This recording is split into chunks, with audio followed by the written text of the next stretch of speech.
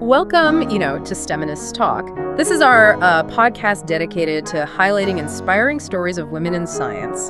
Today we're doing a deep dive into the source material on the incredible Katherine Johnson. Yeah, exactly. And I mean, her story is just, well, it's so vital for us to understand today. It really is. Like, what if I told you the fate of America's very first orbital spaceflight didn't rest on some multi-million-dollar machine, but on one black woman with a desktop calculator and a pencil? It's wild to even think about. Right. I mean, think of NASA's early IBM computers back then as like a glitchy, brand new GPS. You know it's supposed to be the future, but you definitely don't trust it with your life quite yet. Oh, absolutely. And astronaut John Glenn certainly didn't trust it.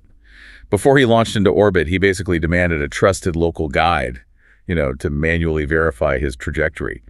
And that guide was Katherine Johnson. And to become that indispensable guide, she first had to, navigate a society that was legally designed to hold her back.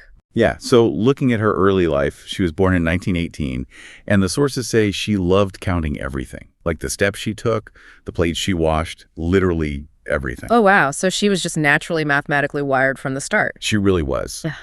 But her local public schools for black children actually ended at the 8th grade. Wait, really? Just the 8th grade? I think it's important we push back on that whole lone genius myth here. Like, her brilliance didn't just happen in a vacuum. No, not at all. It required immense familial sacrifice. Her father literally drove the family 120 miles away just so she could bypass Jim Crow limits and attend high school. That is incredible. And that support really helped her survive a deeply segregated system because by 1939, she actually became the first black woman to integrate West Virginia University's graduate school. Exactly. And that fiercely nurtured talent eventually mapped America's path to the stars. I mean, she calculated Alan Shepard's 1961 suborbital trajectory. Right. And we have to talk about her groundbreaking 1960 report on the azimuth angle. That ensured spacecraft landed precisely. But what exactly is she calculating there? Yeah, so think of the azimuth angle as the compass direction on a flat plane. She wasn't just calculating the up and down arc. She had to figure out the exact left or right trajectory relative to true north. Oh, and factoring in the rotation of the Earth, right? Exactly. So the capsule wouldn't just land safely, but, land exactly where the Navy recovery ships were actually waiting in the ocean. Because otherwise they're just sinking out in the middle of nowhere. And then she leveled up again for the Apollo 11 lunar rendezvous, which I always picture that like trying to hit a speeding bullet with another speeding bullet while both are orbiting a moving moon in 3D space.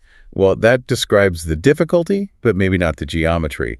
A better way to picture it is trying to jump from one moving merry-go-round onto another one that's spinning right next to it while both of them are moving forward. That sounds completely impossible. Right. You have to calculate the exact fraction of a second to jump. If your velocity or timing is off by just a hair, you miss the other platform entirely. She had to manually synchronize all of that in three-dimensional space. The precision is just staggering, and her calculations were flawless, but she had to perform them within the deeply flawed, segregated reality of the Jim Crow South. Which actually brings up a huge misconception. If you've seen the movie Hidden Figures, you probably remember that dramatic scene where she sprints across campus to use a colored bathroom. Oh, right, in the pouring rain.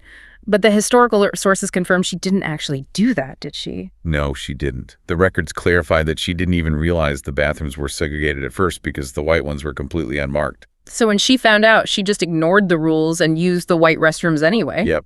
She simply kept using them, and she fought sexism the exact same way. When she was told women didn't attend the all-male editorial briefings, she just asked, well, is there a law against it? I love that. Is there a law against it? She just walked right in. How did she maintain such unwavering focus on her mission when the institution was literally trying to partition her away?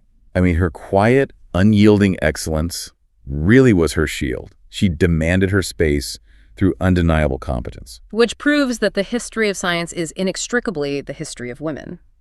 Her delayed recognition really forces you to question whose work gets remembered and whose gets pushed aside. Absolutely. And for any young girls or women listening to this deep dive into source material, please know that your curiosity really matters. You absolutely belong in STEM. You really do. And here is a final provocative thought to leave you with today. Imagine how much further humanity could have reached in space by now. Like how many more galaxies we might have mapped if brilliant minds like Katherine Johnson's hadn't been forced to spend half their energy just fighting for the right to be allowed in the room.